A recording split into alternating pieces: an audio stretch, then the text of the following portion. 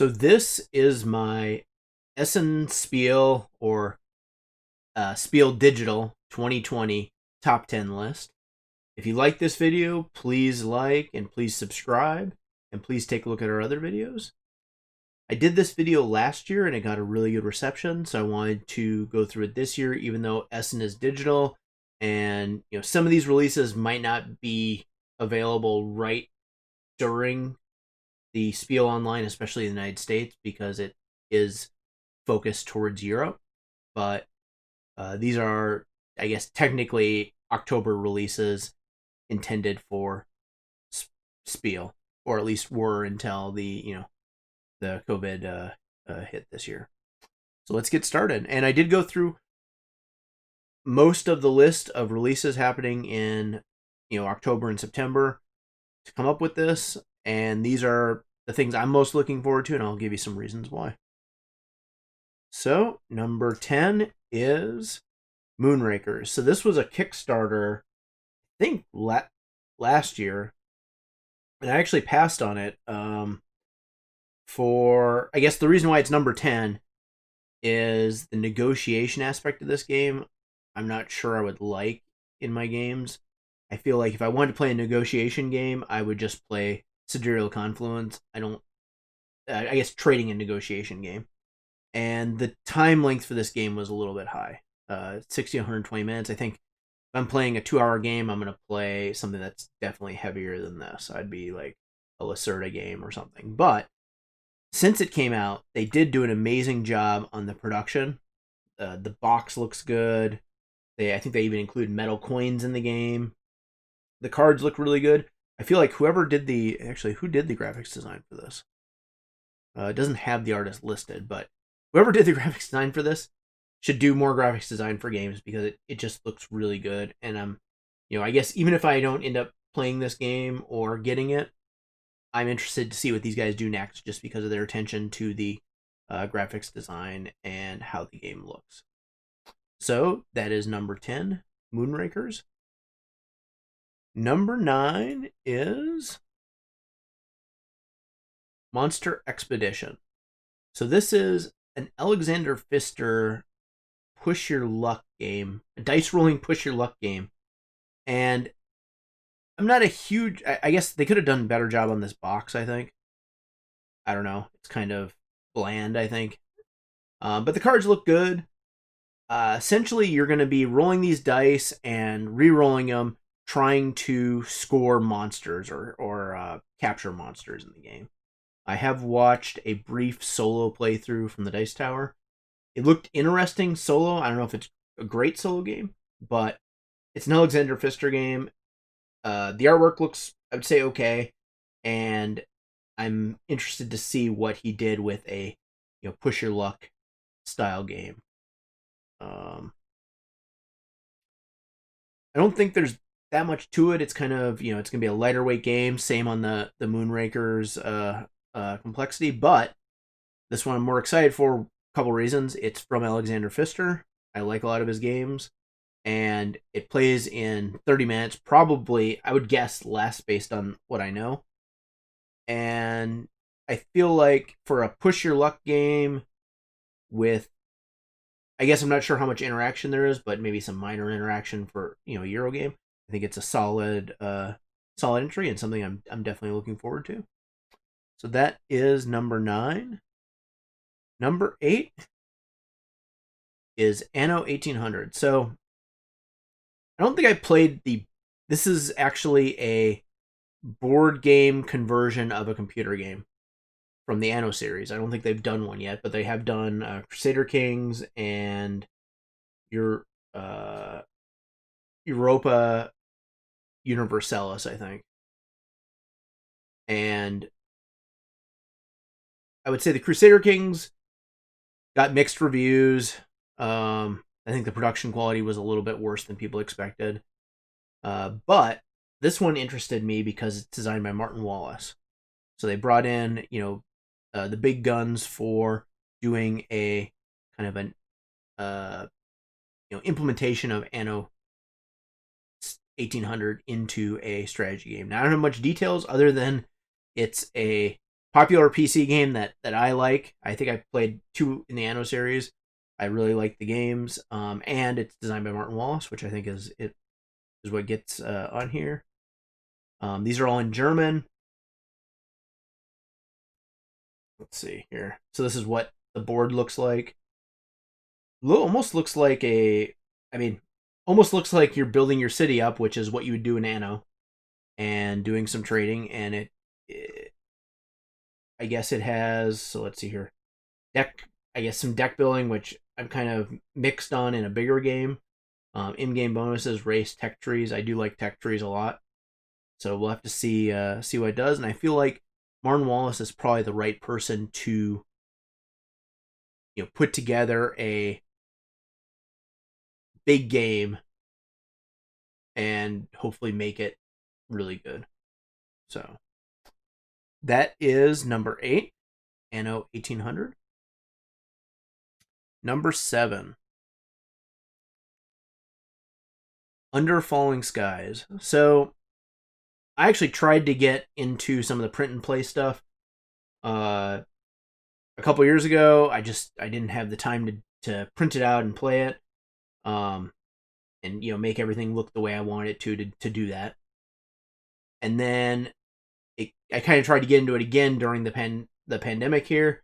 Again, I didn't get into it, but now they're taking some of the better print and play games and publishing them, and that's what this is. So it's Under Falling Skies. It's a 1-player, and I guess it was the 9-card print and play game. And a couple of things about this game that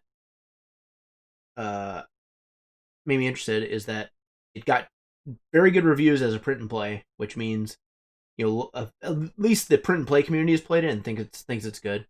And the second is it looks really good. Like I think it was done CG. It's got some nice little meeples, some little pieces in it, a cool board. I don't exactly know what you do, but I assume it's like you're rolling dice like a lot of the solo games and using that as a randomization element to make decisions as you go through the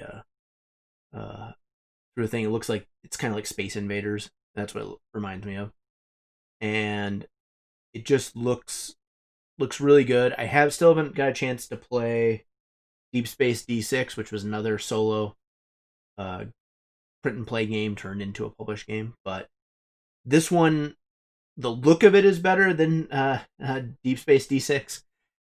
I don't know if it's a better game or not, but we'll see. So that is number 7, Under Falling Skies. Number 6 is Bonfire.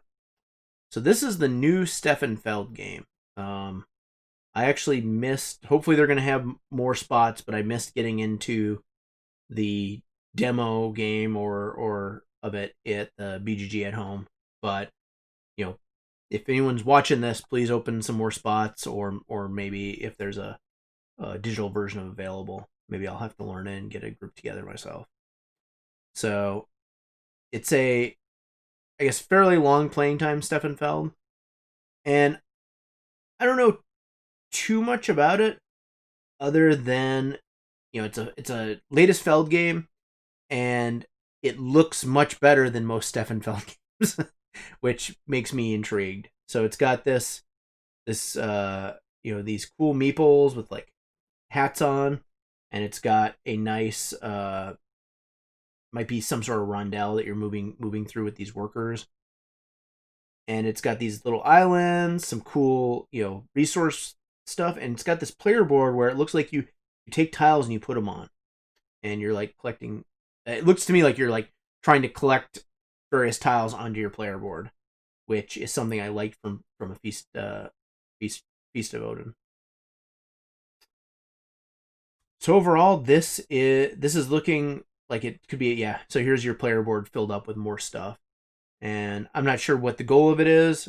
Probably something I need to learn, but it also looks like there's something else going on with this, building, I don't know, these monuments or towers around it. It does have a fantasy theme, but it looks kind of interesting, more than most fantasy themes. And I guess it has a solo mode, so, and kind of a puzzly nature. So I'm interested. I'm really interested in this. You know, I guess I like some of Stefan Feld's games a lot, and I think some of the other ones are not so great. So I don't know where this is going to land, but it, considering it's not a bad production and it's by a solid designer and it's already getting some good reviews, I'm excited about this one. So that is number 6, Bonfire. Number 5 is the West Kingdom Tome Saga. So this is interesting because what they're doing is, and I guess it's in German, but they're creating, I guess, these 3 tomes that go with each of the West Kingdom games. So, Architects of the West Kingdom, Paladins of the West Kingdom, and Viscounts of the West Kingdom. Now, I've played Paladins. That's my favorite of those 3. Played Architects. That's my second favorite. I haven't played Viscount, but I think it would be my third favorite based on what I've seen. And in this one, I think it creates a cooperative game out of each of these, which it would be very interesting for me to see. Now, I know some people don't like cooperative games. I'm actually a pretty decent fan of cooperative games that are well done, and I think there's a lot of people that like cooperative games. But I'm interested to see how this takes, especially like Paladins of the West Kingdom, and turns into a cooperative game. And also they have it sounds like they're going to be doing a like legacy where you play through a campaign.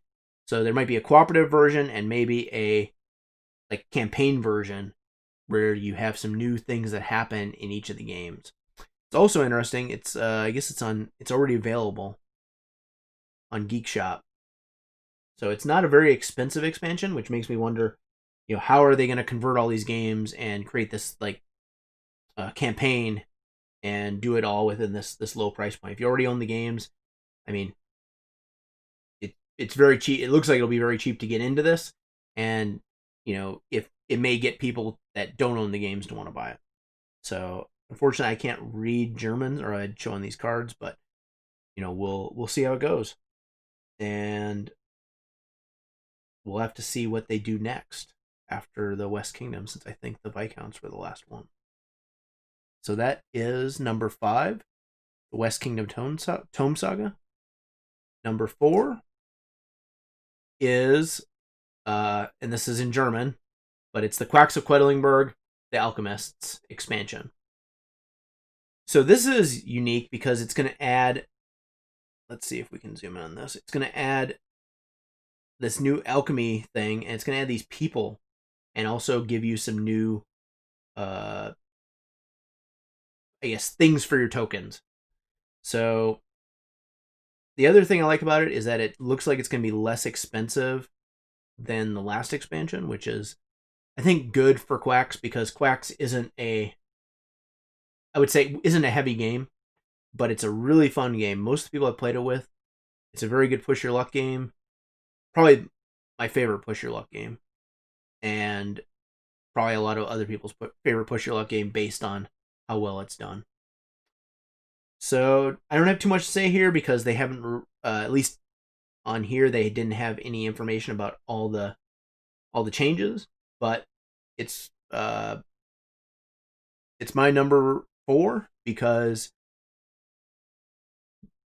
Quacks is such a solid game, and I think adding new stuff to it will probably make it better. I hope they do something like maybe a little bit more luck mitigation, because I feel like it is a game where, even though it's a push your luck game, you kind of want to play it safe. I think the risk versus reward is maybe a little bit eye balance. I'd like to see maybe maybe more rewards for pushing your luck. So there we have it. That is number 4, Quacks of The Alchemists. Number 3 is Calico.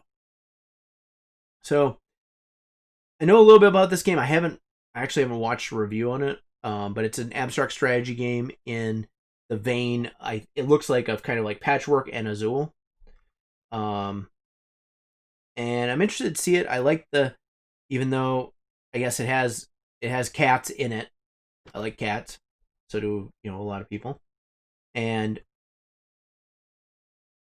it it looks good. It looks like it would play pretty quickly, which I do like as like a filler game or a smaller game after we played a heavier game in the night. But I don't know. Like I said, I don't know too much about it other than it looks like you're going to be doing some pattern building and building up your boards with these cool like almost patchwork tiles and placing stuff on them. I do know it's getting pretty positive reviews across the board, and people seem to like the theming and the cat aspect of the game. So there we have it. Number 3, Calico. Number 2, Twa Dice. So this is an interesting game because it, I think, was going to be released years ago and kind of got scrapped. And essentially this is the Twa Roll and Write. And I think they brought it back because roll and writes have kind of taken off in the last couple of years. Twa, I think, is an amazing game. If you haven't played it, I recommend playing it. I think there's a lot of great strategies. It plays pretty quick once you learn some of the unusual things with the game. And actually, after playing it, I thought I would like Black Angel better. I haven't played Black Angel, but I just don't see a reason to go and learn Black Angel after Twa at this point. I do like the dice look good. I think the pads look okay. Not super exciting. This looks like someone's played the game. You don't need any special drawing skills, it looks like. So that's always a plus because my drawing ability is not the best. And the only other thing I know is that I've seen some people that have this game post that it's an amazing game. And I'm really excited for this one. So that is number 2. And you probably guessed number 1. And that's Cloud Age. This is the latest big game from Alexander Pfister and I guess another person, Arno Steinwinder.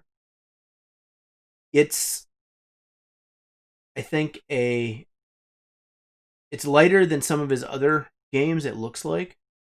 And it's also a little bit cheaper, which is nice. In this game, now, some people said it was like it looked like a pick up and deliver game, but it's not on the mechanisms. I think he said it is not a pick up and deliver game. It's got a unique theme with some really good art. So here's the box art. Actually, they did an amazing job on the box. I think it looks really cool, post-apocalyptic. It's got this post-apocalyptic look on here. That's not a great picture. It's got a player board, which I hope, it looks almost like it's a dual layer board, which at this price point would be really good. Maracaibo should have had a dual layer board, but we'll talk about that in the second edition, hopefully, that they put out. And again, they haven't, they talk about this innovative sleeving mechanism, and there's something with moving your cloud ships around and doing stuff. And one other interesting thing is it's got like deck, bag, and pool building, which I assume is deck building with a sleeving mechanism. I don't know if it's going to be, hopefully it's not the same as the John D. Clare sleeving mechanisms, that they've done something unique here. We'll find out when it gets released, which I think is going to happen shortly. This is a game that, at least when I read, was not going to be available soon because I think they're just printing it in October. So this would probably be available in Europe.